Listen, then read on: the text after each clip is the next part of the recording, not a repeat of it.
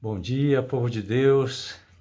Que a graça e a paz do nosso Senhor Jesus Cristo esteja sobre a sua vida, sobre a sua casa neste dia e que esta devocional possa encontrá-lo bem.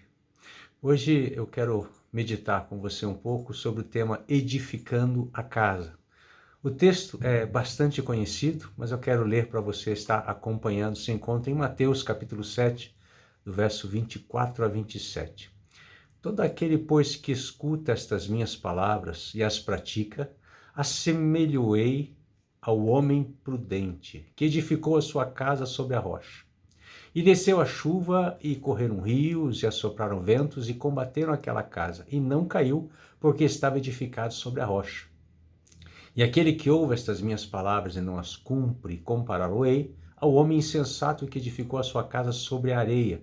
E desceu a chuva, correram os rios e assopraram ventos, e combateram aquela casa, e caiu, e foi grande a sua queda. Esse texto, narrado no capítulo 7 de Mateus, palavras do nosso Senhor Jesus Cristo, é um texto bastante conhecido. E o resumo dele é o quanto você pratica da palavra de Deus, né? Não é o quanto você conhece, é o quanto você pratica, porque o que faz diferença na sua vida, o que faz você receber a recompensa das promessas de Deus é o que você vive, é o que você põe em prática.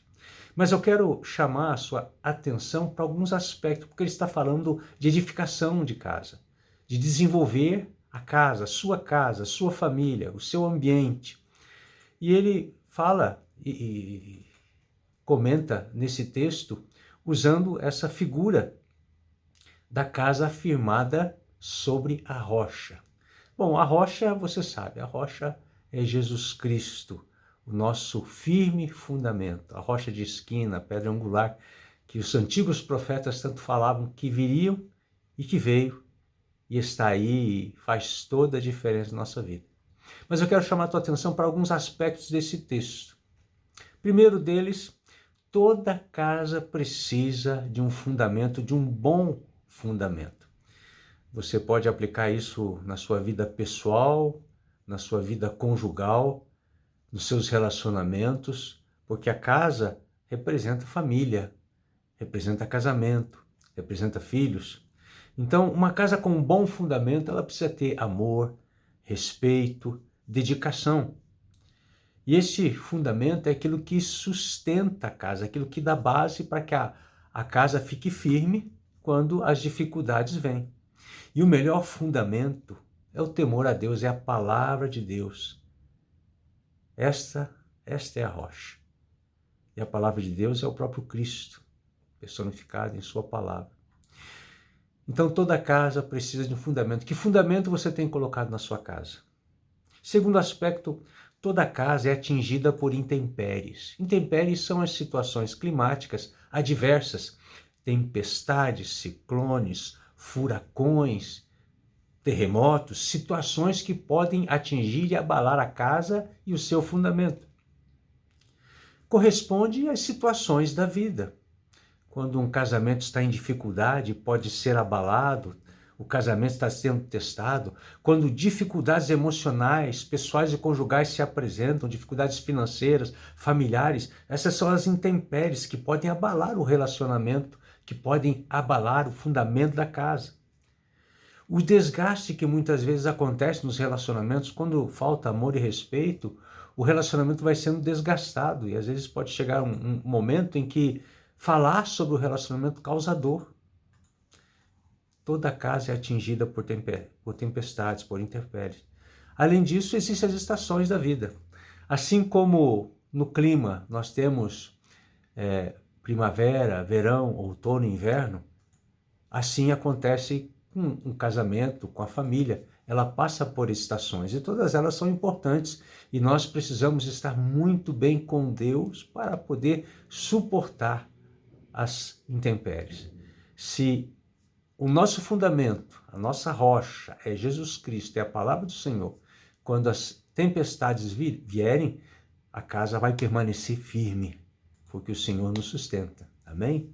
Um terceiro aspecto, o material de construção da casa é muito importante. Veja, o material de construção de uma casa é um bom cimento, uma boa areia, né?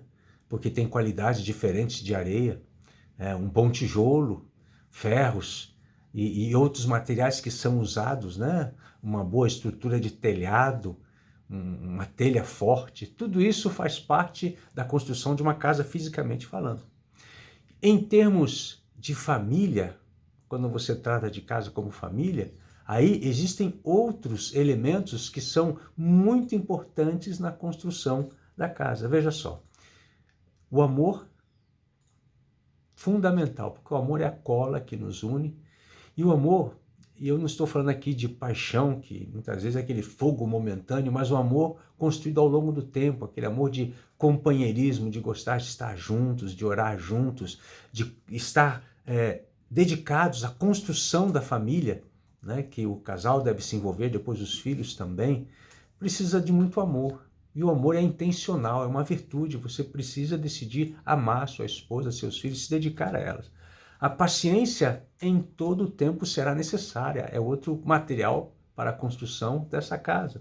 O respeito, o amor e respeito são fundamentais no relacionamento conjugal e fundamentais para ensinar os filhos a viver dentro desse ambiente de amor e respeito.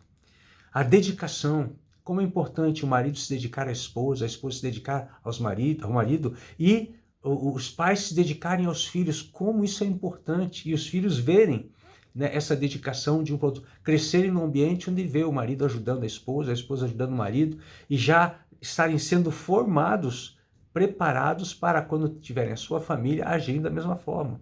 A perseverança fundamental. A perseverança é uma das características principais da palavra com relação à salvação, mas com relação à construção de algo que vale a pena, porque tudo que vale a pena custa. E se você está edificando a sua casa, vai ter um preço, meu irmão, meu amado, minha amada, vai ter um preço, isso é certo, né? Mas vale a pena. E muito trabalho, então arregaçar as mangas e trabalhar. É tão maravilhoso ter filhos, mas ter filhos dá trabalho. E é uma bênção, só que quem não tem filhos não tem essa experiência maravilhosa, não cresce entendendo o que é isso, a beleza da paternidade, da maternidade, tudo isso dentro da família é construído. E quem evita esse tipo de situação vai deixar de crescer, de ter experiências incríveis, porque afinal de contas isso é vida, isso é viver. Viver é ter uma família, viver é ter um bom casamento e se esforçar e lutar por ele, viver é ter os filhos, criá-los no temor do Senhor e ver eles crescendo, porque lembre-se o que nós temos falado constantemente, a família existe para benefício da próxima geração. E o último ponto, nós vimos primeiro, toda casa precisa de um fundamento, toda casa é atingida por intempéries climáticas, vimos sobre o material de construção, que é tão importante, e aí voltamos para a palavra quando ela fala sobre a atitude do sensato e a atitude do insensato. Ao examinar esses aspectos que colocamos para você refletir, como você tem agido? Como sensato ou como insensato? O sensato firma a sua casa ou constrói a sua casa sobre a rocha.